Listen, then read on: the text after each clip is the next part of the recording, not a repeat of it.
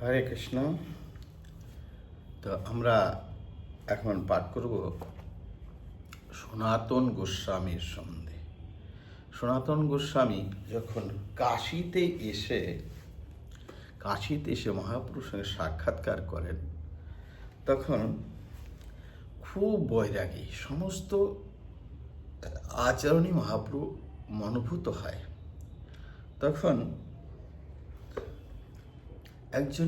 মথুরার একজন বৈষ্ণব মহারাষ্ট্রীয় ব্রাহ্মণ সনাতনকে নিমন্ত্রণ করলেন যে সনাতন যতদিন কাশীতে থাকবেন ততদিন আমার ঘরে আপনি ভিক্ষা গ্রহণ করবেন। সনাতন কহে আমি মাধু করিব, ব্রাহ্মণের ঘরে কেন একত্র ভিক্ষা লব। সনাতন কি বললেন যে আমি মাধু করব, ব্রাহ্মণের ঘরে একত্র কেন আমি ভিক্ষা গ্রহণ করব। ব্রাহ্মণের ঘরে একত্র কেন আমি ভিক্ষা গ্রহণ করব। সনাতনের বৈরাগ্য প্রভু আনন্দ আপার, ভোটকম্বল পানি প্রভু চাহে বারবার। তবে তার বৈরাগ্য দেখে মহাপ্রভু খুব আনন্দিত, কিন্তু একটা সমস্যা ছিল, কাঁধে ছিল একটা খুব দামি কম্বল। প্রভু চাহে বারবার। সনাতন জানিলে প্রভুর নাহি ভাই, ভোট ত্যাগী কারেবারের চিন্তিলা উপায়। এত বলি গঙ্গায় গেলা মাধ্যাহ্ন করিতে, এক গৌরিয়া কাঁথা দিয়াছে শুকাইতে। তারে কহে ওরে ভাই কর উপকার, এই ভোট লইয়া এই কাঁথা দেহ মরে। এই ভোট লইয়া এই কাঁথা দেহ মরে। দেহ কহে রহস্য করো প্রমাণক হইয়া, বহুমূল্য ভোট দেবে কেন কাঁথা লইয়া।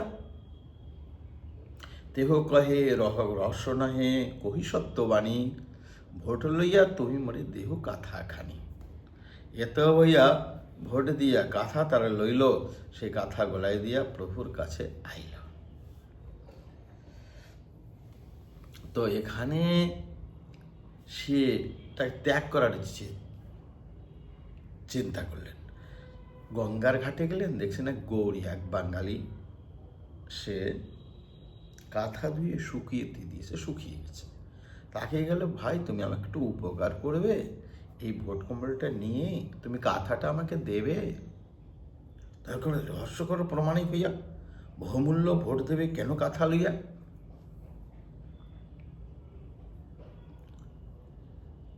তখন সনাতন গোস্বামী মনে করলেন, তখন বলছে রহস্য না, সত্যি কথা বলছি, আপনি ভোট কম্বলটা নিয়ে এই কাঁথাটা আমাকে দিন। সে বিশ্বাস করে না, তবে ভোট কম্বল দিয়ে কাঁথাটা নিয়ে মহাপ্রভুর কাছে এলেন।